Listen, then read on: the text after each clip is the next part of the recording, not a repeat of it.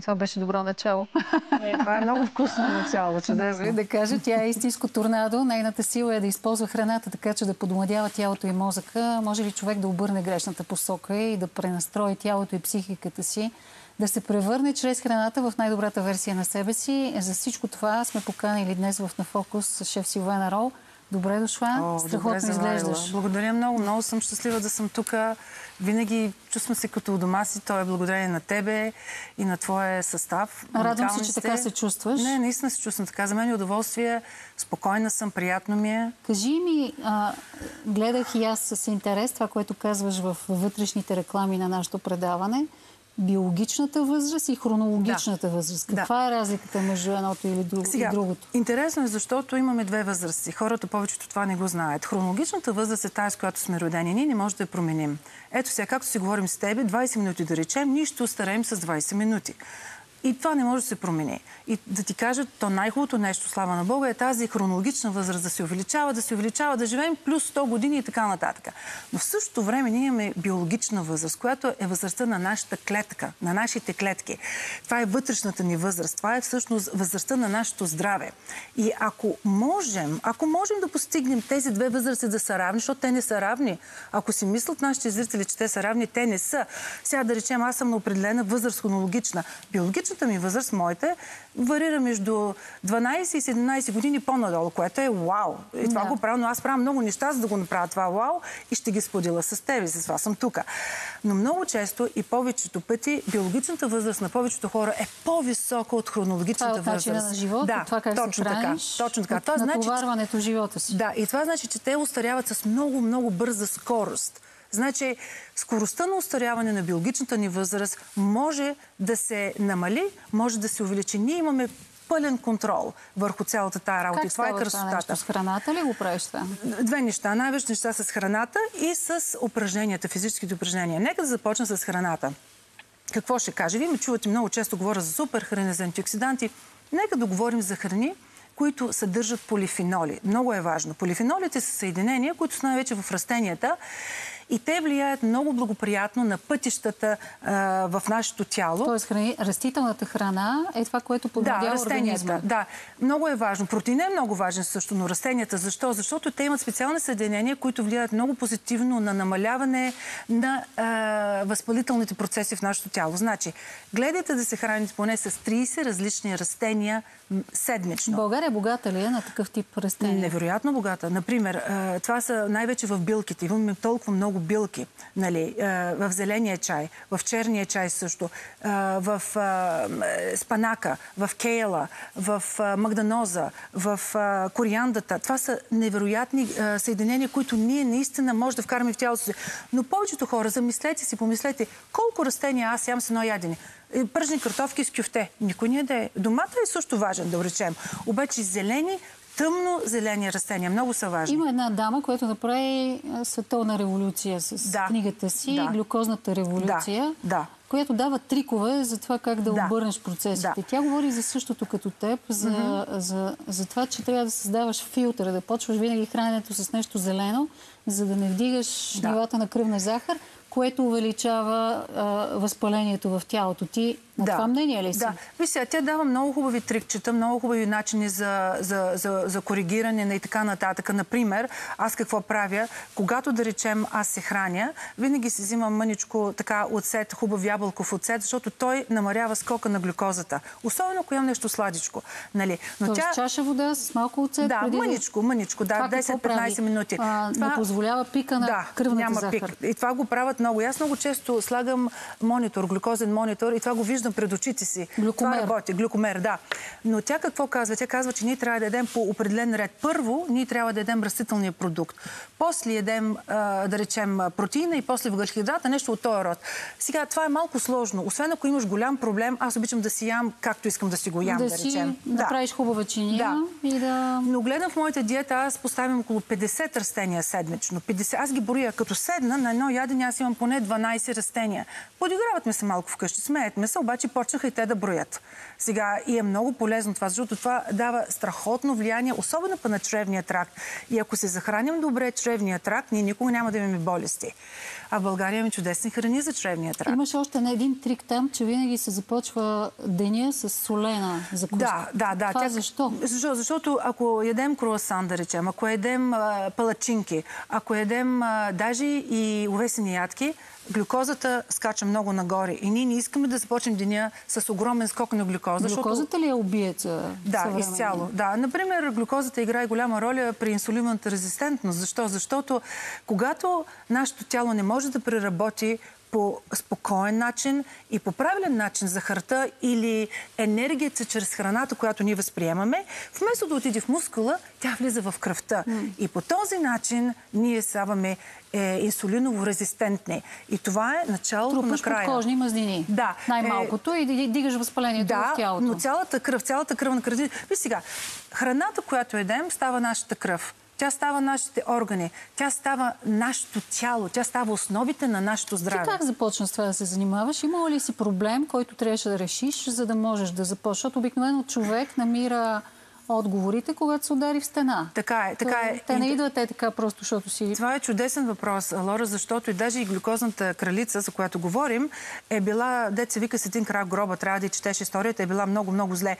Като хода да говоря по тези разни събития за биохакинг, за хормони и така нататък, за уелнес, всеки един друг е имал точно такъв някакво изпитание. При мен истината беше, че аз не исках да остарявам. Аз разбрах много добре, че храната това, което ям, е храната. С това, което се храня, аз съм аз. Разбираш ли? Това, което мислим, съм аз. И храната е енергия, храната е информация. Храната ми храни мозъка. С храните, които избирам, аз знам, че никога няма да имам Алцхаймер, никога няма да имам Паркинсън, никога няма да имам деменция. Това е с храната.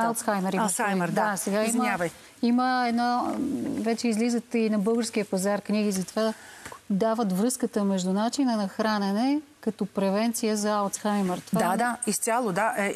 Алцхаймер го нарича диабет 3. Това е, няма 6-5.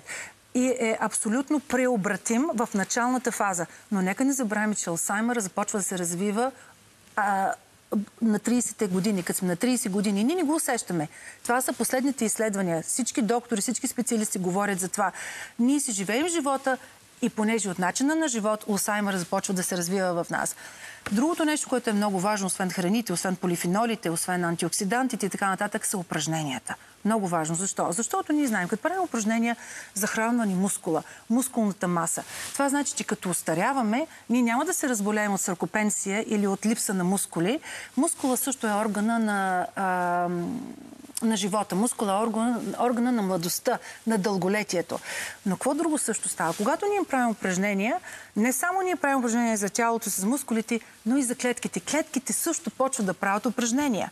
Самите клетки. И когато те почват да правят тези упражнения, възпалителните пътища се прочистват. Всички пътища в тялото се прочистват. Просто става като чудо. И е много интересен процес. Това обаче цялото, ако го облечем в това, с което ти се занимаваш, в това да бъдеш шеф-готвач, как изглежда храната, която те прави по-млад? И тя достъпна ли е за всеки един? Изцяло е достъпна, разбира се. Просто трябва да сме дисциплинирани. Аз избягвам захар. Захарта е убиец във всяко едно отношение. Сега, нека си кажа откровено, че преди 2 години аз открих, че леко имам, колкото е здравословно да имам мазен черен дроб. 70% от всички хора на света имат мазен дроб. Те просто не го знаят. Както и повечето хора страдат от предиабет или диабет 2. Предиабета вече ние влезем при предиабета, е малко трудно да го ревърсираме, но можем, ако го знаем, ако видим симптомите. Винаги съм казвала, ти си най-добрият доктор, защото ти знаеш как тялото ти реагира, на какво ти реагира и как ти реагира. Тоест ти тръгна да казваш, че за тебе това е бил момента, в който си казва, че искаш да обърнеш времето. Аз си дойдох в България, един доктор в България, защото аз се усещах, викам, Боже мой, нали, какво е това? Обаче ми отне 1 година да го преобърна, но го преобърнах само с билки. В България има страхотни билкари тук. Аз тук си взех билките от тук. Аз си взех страхотни семена, страхотни неща. И е хубаво човек да си прави детокс от време на черен дроб, защото запомнете го това нещо. Всяка една болест започва или в чревния тракт, или когато нямаме функционален черен дроб. Това съм го научила. Затова чревния ми тракт, винаги съм казала, искам да е като галактика с чудесни луни, звезди, слънца и да има тази хармония вътре. Много е важно. Повечето храни, които ям, ги ям за тези бактерийки, защото това са моите животинки. Ние не се грижим. Аз не яме така Аз не мога да ям без информация. Да седнеш пред телевизора и да хапваш нещо. 20% си позволявам. Сега съм в България, бях на Балкан днеска, вчера, леле, какви хубави български храни ядах. Информацията, която те ми дават, нито ми е за мозъка, нито ми е за нищо, но е истинска, чиста, хубава храна. Тоест, ти можеш ли си позволиш да изядеш мекица? С удоволствие. Баница ядах, мекица ядах, шкембе чорба ядах. С удоволствие. Но това е 20% от времето. 80% от времето аз знам какво ям. Защото на английски се казва crowding out. Значи ти правиш една тълпа от хубави, вкусни храни и просто минимализираш това, което другото го едеш, което не ти е полезно. А в България яде много обработени храни. Виж Америка, горките в Америка, те се избиват без да се избиват. Те просто отиват супер, купуват храна и се разболяват. Всичко има на много високо ниво там. Всичките възпалителни процеси там царуват. Защото заради храната много е пълна с много лоши неща. Кажи ми ти... Разбрах, че отваряш нови ресторанти. Да. Къде са те?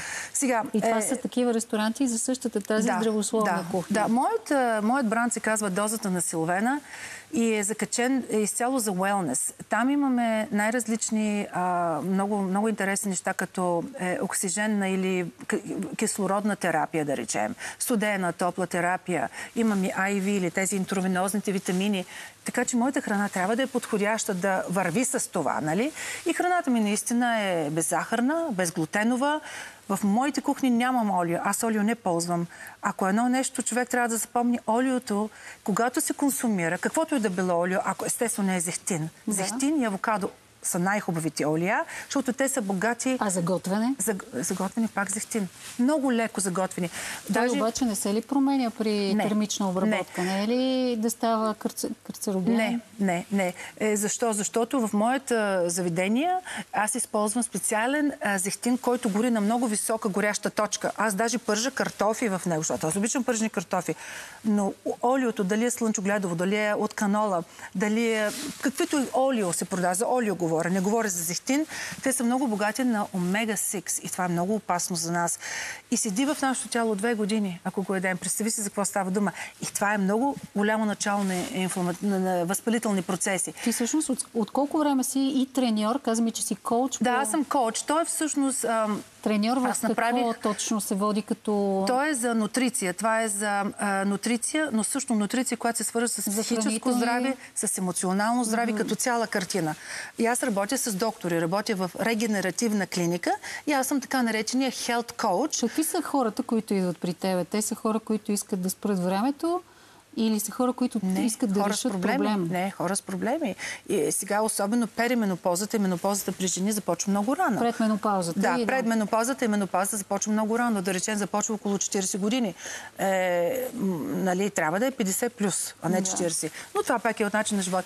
И моята роля е да правя планове, да говоря с тях, да видя с какво се хранят, да изчиста, да говоря за тяхния сън, да говоря за тяхната диета, да говоря за тяхните навици. Еднакви проблеми ли имаме хората тук и тези, които ти лекуваш извън България? И то ходи по хората. Това е, нали, то си е стрес.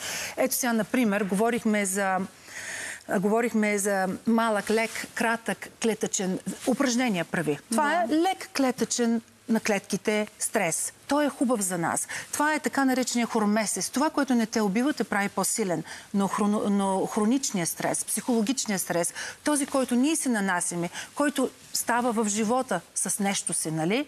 Той е убиец. Той дава много негативен ефект. Затова много ми хареса. Колко дни на месец трябва да се работи? Ами аз работя 10 дни на месец, но аз мога да си го позволя. И не мога да кажа, че съм някаква много богата. Да. Сега, например, отказах много голям ангажимент в Швейцария. Отказах, защото просто не ми уйдисва. Не искам да го правя и беше с много пари. Ми харесва, че използваш думи като уйдисва. Не, така знам си ги думите. Български на мен си ми е много добър. Говоря си чудесно.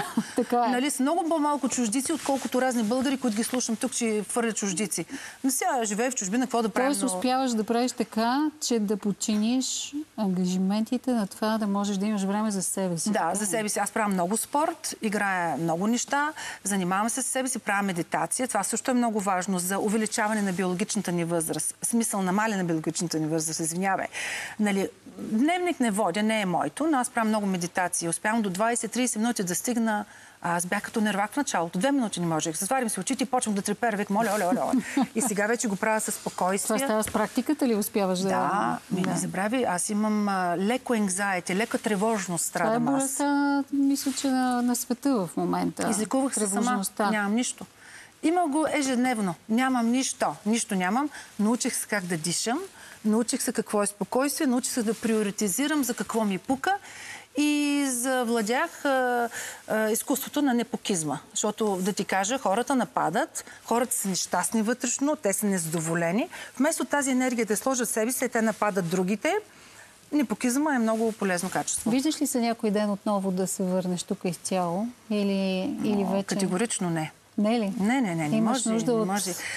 Не, моят живот винаги е бил... Много обичам да се връщам. Имам страхотна връзка с България, но в момента бизнеса ми отварям в Ибица, отварям в Марбея, отварям в Саудитска Арабия. И то на много голяма скала. Това са инвестиции, които са милиони евра. С партньори, с партньори съм. Не можеш да... Не мога.